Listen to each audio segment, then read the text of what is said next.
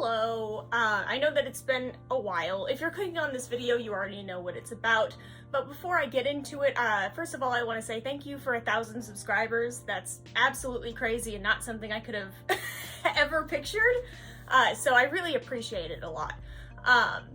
Next thing I want to say is that if you're new to my channel, hello. My name is Spencer. I use he, they pronouns, and I talk about art, Satanism, and American politics mostly. But today I'm going to be talking about my pet. I have a lot of pets, as you can see in the background. Here is my leopard gecko. He is 4 years old. His name is Helios. And then in this container over here, we have my ball python named Jean. So today, what I'm going to be doing is upgrading my Vietnamese Giant Centipede from this little tiny enclosure right here that he's currently in to a larger 10-gallon enclosure right here. And I got him a couple weeks ago at a reptile breeder conference that was in Dallas, Texas. So I got him there and I put him in this temporary little enclosure that I have right here, knowing that I would get him a bigger one. So today I'm setting him up in his bigger enclosure, which will be bioactive, which is very exciting. I've never built a bioactive enclosure before. So hopefully I can do this right. Okay, so I have it set up to where you can kind of see what's going on. This is my first time using multiple cameras, which I think is very interesting, and hopefully it'll turn out well. This was the only 10-gallon enclosure that they had at the store that I went to, and the only thing that makes me somewhat nervous about it is the fact that it has opening doors this way, like they open to the outside, which normally wouldn't be a problem, except for the fact that the Vietnamese Giant Centipede, if you don't know, is highly venomous. So, and they can also be fairly aggressive. So if I were to open it like this, and if he were to come out and attack me, he could do it much easier than from the top. Thankfully though, it does have, where is it? A sliding lid, and it even has locking parts on the lid because they are prone to escaping, and a little tiny hatch right here so I can drop down some food. So that's lovely, that's so neat. I'm happy that I got this one, despite my hesitancy around it. Thankfully there's a little spot somewhere in here where I can like lock it basically. So that will be really helpful. But yeah, so let's get started. This is going to be a bioactive enclosure, so we need to have proper substrate, and I'm going to try and do my best. Again, this is my first time building one. My brother's really interested in bioactive enclosures, so he helped me out quite a bit. But we have a mixture of, for the bottom layer, we have some like classic river rocks, and then we also have a bunch of volcanic, what are they, volcano rocks, these ones? So let's get started on that.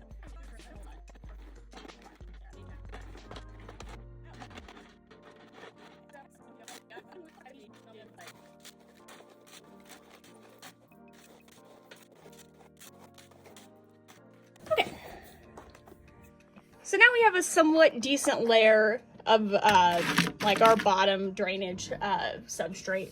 So now we're going to do a mixture of some regular potting soil and some sand. And what I'm going to do for this is I also have some cork. So like as I put in soil, I'm going to layer some cork. I want to make sure I have like a decent amount of like space where it's just soil, because I don't know about all centipedes, but this specific kind of centipede does like to burrow a bit. You can see he's hiding somewhere in here right now, but if you look on the side, you might be able to see these little trails. That's from him digging around. I've always wanted to own a Vietnamese Giant Centipede. I was a huge Tokyo Ghoul nerd when I was in middle school. I actually gave a presentation on it to my 7th grade English class about the manga. So my centipede's name is Yamori because of that. He's actually not the kind of centipede that you see in the anime. The anime has a Chinese red-headed centipede, which is closely related. The Chinese red-headed centipede is actually a subspecies, I believe. Okay, I was actually wrong here. So they were both at one point believed to be subspecies of the same species, but then they were determined to be their own individual separate species, but they are still closely related. I think what I might do, actually, before I put in this other substrate is I'm probably gonna have to take my centipede out probably now. Because what I want to do, I think I want to do a mixture of the soil he's already in with the new soil, maybe?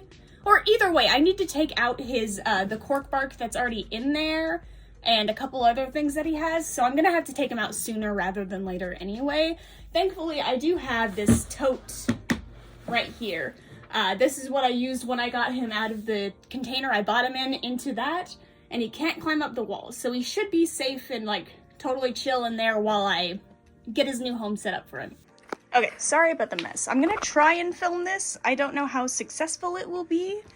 I will say I'm a little scared because, like I said, they are highly venomous, so if he bites me, I will be going to the hospital and probably having a lot of pain and vomiting, which is super cool. My plan is to not take him out of this, but rather to remove, like, these, like the cork bark and the, other little substrate, not substrate, the other little, bioactive materials that I have.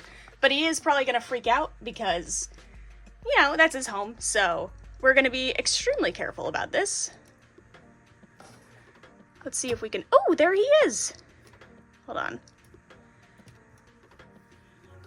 Oh, there's the boy! I don't know if you saw him. Oh, there's his, oh, well, hold on. Okay. There is, in that little corner, that little red thing is one of his antennas. That's how he sees. Isn't that so neat? Okay, so now we're gonna grab, we can probably grab the rest of this stuff without disturbing him too much since he is just in that corner. I just wanna make sure we get it all out. And then, ooh. Sorry, buddy. I'm gonna try and shake some of this dirt off so it doesn't get in my carpet. Okay, and there we have it. I guess I can go ahead and grab, I got him a new water dish because they can actually swim. I didn't know that. If I had known that, I would have gotten him a larger one to begin with, but yeah, you know, let's see if we can take a look at him a little bit more. I don't want to, ooh, there he goes. He's poking his head out. He is just so neat. My mom, when she looked at him, because she was at the expo with us, when my mom looked at him, she was like, he's gross. And I was like, you know what, you're wrong, actually. I think he's very cute. I wouldn't want to hold him. And I definitely wouldn't want to be bit by him, but I think he's adorable. There you go. There's his little face. He's so cute. But whatever, yeah, sure, gross. Okay, we are back. I turned on the big light, that way you could hopefully see a little bit more, I guess. I got his stuff out of his tank successfully, and I closed the lid back, so he's not going to be roaming around that tub. He's just going to be back inside the moss and the substrate that I already have him in, so good news. Especially because, actually, this way I can mix up his substrate a lot easier as opposed to trying to mix it up in the tank. So we can go ahead and do that now. Okay, we are back. I went ahead and just mixed the substrate off camera because I didn't really think there would be any use in you guys seeing it. But it's a mix of mostly potting soil because that's what they had him in beforehand. Oh, by the way, I got him at the Bug Cage Company. They were at that expo and that's where I bought him, so shouts out to them. But it's mostly potting soil, some sand, and then I also included some sphagnum moss because we're going to put that on the surface as well, and I figured, you know, why not? So I'm just going to go ahead and put the first layer in. I'm going to kind of... see. Hello. I'm going to go ahead and just do the first layer. I'm going to build it up by layers and then add the cork as I go along, and then that way I can build him some places for him to hide. My plan is, since it does open from the front, to sort of build it up towards the back. Especially because someone told me there that they can be somewhat arboreal, so like they can like going up in trees and stuff. I didn't get him anything tree-like, but I decided that, like, you know, I could go ahead and still just give him some ground space and then places up higher, you know?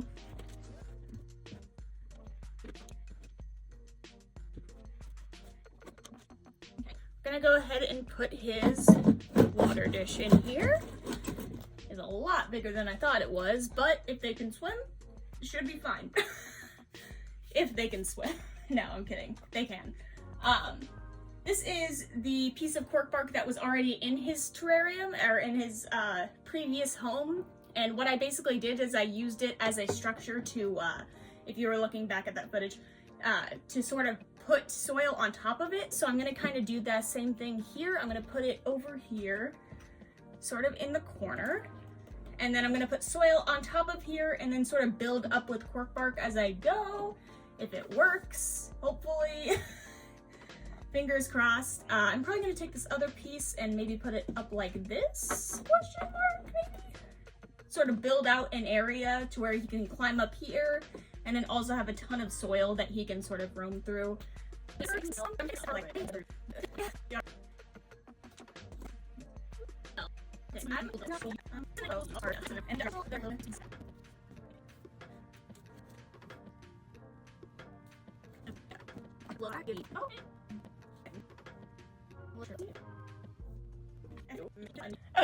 so I got some rocks in his little water dish here. I could probably add a couple more.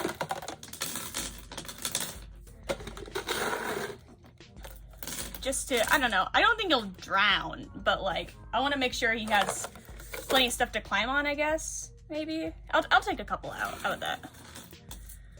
Just to sort of simulate a natural rock pond-ish situation going on. And then I'm gonna grab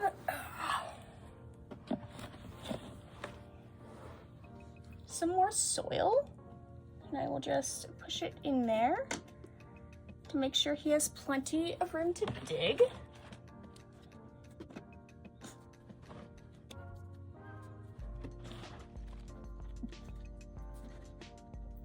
And then now what I'm gonna do is I'm gonna take out these plants. I got two, what are these? I got a fluffy ruffle fern and a black rabbit's foot fern. So I got these because my mom is a plant lady. I don't know, she likes plants a lot. Her favorite thing to do is to go to Lowe's or Home Depot and buy the like dying orchids so she can bring them back to life. And she told me that these, you know, they're ferns, so they grow on the forest floor, so it should be okay in kind of a low light environment, which is what my centipede will have. And you know, if they die, I got plenty of springtails to eat the dying plant matter, so it should be okay. I'm gonna sort of break up the roots. And I'm gonna plant this one.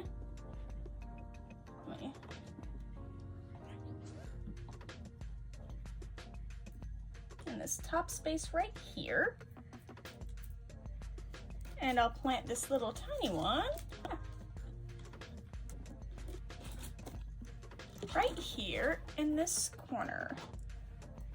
Or at least that's the plan. And I got a ton of dirt in his water bowl just now, so that's great. He'll love that. And then as he gets bigger, right now he's only about, God, I want to say maybe like 4 or 5 inches long at most, which is pretty small. They can get, I believe, between like 8 to 10 inches. So as he gets bigger, what I kind of think I might want to do is, so my snake right now is in a 20-gallon long tank here. Hello. My snake is in a 20-gallon long tank, which is too small for him for when he gets bigger. He's gonna need about a 40-gallon when he's an adult at least. Oh, and there he is. But yeah, so what I think I might do is when he gets an upgrade, I might just automatically upgrade him as well, no matter how big he is, and I might just put him in here. And then obviously make that bioactive as well, switch around their things, stuff like that. But then that way he'll kind of get like some stepping stones. So right now he's in a pretty small container, then he'll get this nice upgrade. And then after that he'll get an even bigger tank afterwards. So it should be fine, but that is probably the plan for now. Look at him. Dumbass. I just realized that I used all of the wet sphagnum moss that I already had for the substrate. So I don't actually have any that's prepared to go in the tank. So we're going to reach back into Yamori's current tank and take some of the moss that he has there and just do that. I do have other sphagnum moss, which it's pretty easy to rehydrate. I just don't want to. So we're gonna take some of the stuff he currently has and use that. So for this part of the video, I'm actually gonna show you basically what I do to open up his tank. Because he is so venomous and because there isn't a lot of room in this, I kind of have to be really careful when I open it to make sure he doesn't bite me. So that's what I'm basically gonna do. I have these, what are they? Black welding gloves, I think. So these are the gloves that the person at Bug Cage Company was using at the expo to sex the centipedes. So I would hope that they can't bite through this, but I guess we'll see. I hope the audio quality isn't horrible. So basically what I do, let me clap off these gloves, is I take his cage and I put it down in here like this and I tilt it upwards. And then I slide this magnetic locking lid off and I just set it down like that. Okay, there's dirt all over my phone now, but then what I'm gonna do is I'm gonna take these tongs. These are the tongs that I would use to handle him if I had to. So like in this situation where I'm switching him over, I would use these. These are like regular feeding tongs for snakes, but they have some electrical tape around them. That way they're a bit softer on his body and they don't hurt him. So we're just gonna use these. I don't know where he went, if he's still in there. And we're just gonna quickly drop them in there into his new enclosure. And then when I'm done doing this, I'll obviously, you know, arrange it, get it all nice looking, things like that. Okay. I'm nervous I'm gonna like poke him or something and like make him mad. Oh, there he is. That's his butt. That little red part right there. It's his butt and his head, actually. He's curled up, I just realized. He's not moving much, which is a little strange. He's usually a lot more... He might be asleep, actually. Oh, yeah, he's fine. Okay, I think we have... I'm sorry. I feel like I'm, like, taking a pillow away from a child, you know? Like, this is his comfy stuff. This is what he sleeps on. I'm taking it away. Man, I don't know why this feels like such a workout, just moving crap around. Maybe it's just because I'm working with a, you know, venomous little guy. But I'm basically just going to take this moss and sort of lay it all around. Make it look a bit naturalistic, make it look kind of nice for my little baby.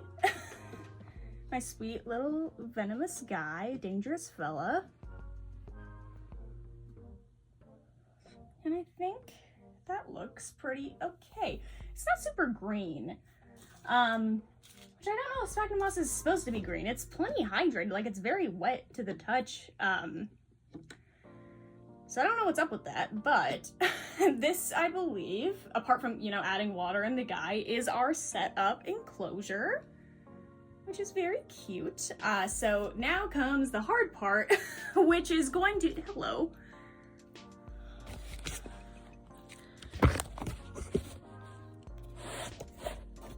Now comes the hard part, which is going to be taking out my Vietnamese Giant Centipede and putting him into his new enclosure.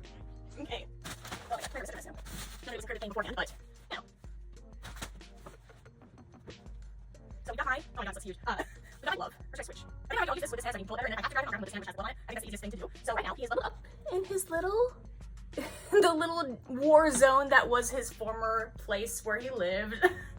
And he's going to be going in this much, much nicer, at least I think, much, much nicer, new terrarium. So hopefully I don't get bit, and hopefully I don't have to go to the hospital. Yay! We're going to very gently try and take him out without scaring him. Oh, what the hell? Hey, okay, there you go. Oh my god. Oh. He was asleep, but he wasn't. Oh, hey, hey. There he goes. In here. There.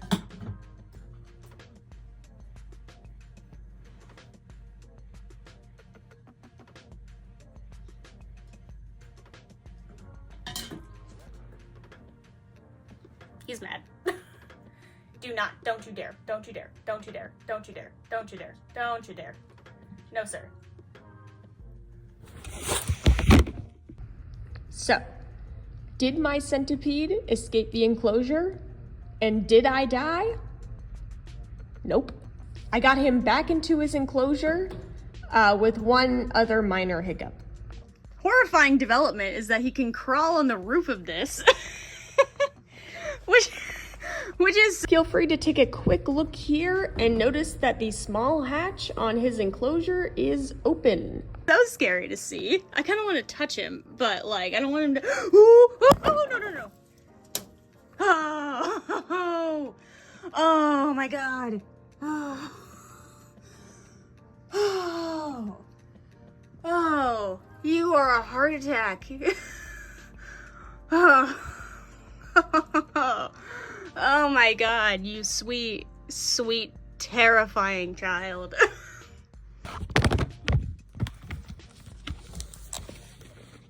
So that was eventful. He's still currently on the roof of his new enclosure. He's just kind of chilling there. So I guess that does answer the question. They are somewhat arboreal, I guess. And it's terrifying. It's the scariest thing I've ever seen. Oh my God.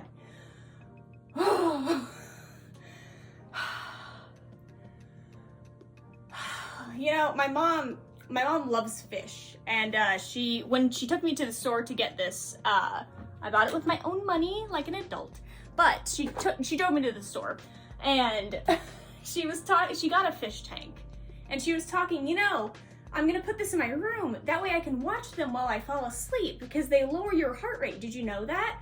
And I was like, cool. Do you know what pet will raise your heart rate? A Vietnamese Giant Centipede. Man, he's still there. He's mocking me. So, last quick step. I'm gonna put him in this thing, and I'm probably gonna just do a voice. I'm gonna put him in this thing to clarify. And I'm probably gonna do a quick voiceover, just congratulating you on finishing the video, yada yada, like and subscribe. So let me do that real quick. No. Okay.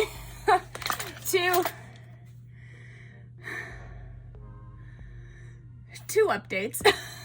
I'm not finished because I forgot to put the springtails in there, which is like one of the main things that would make this a bioactive enclosure is something to break down the waste.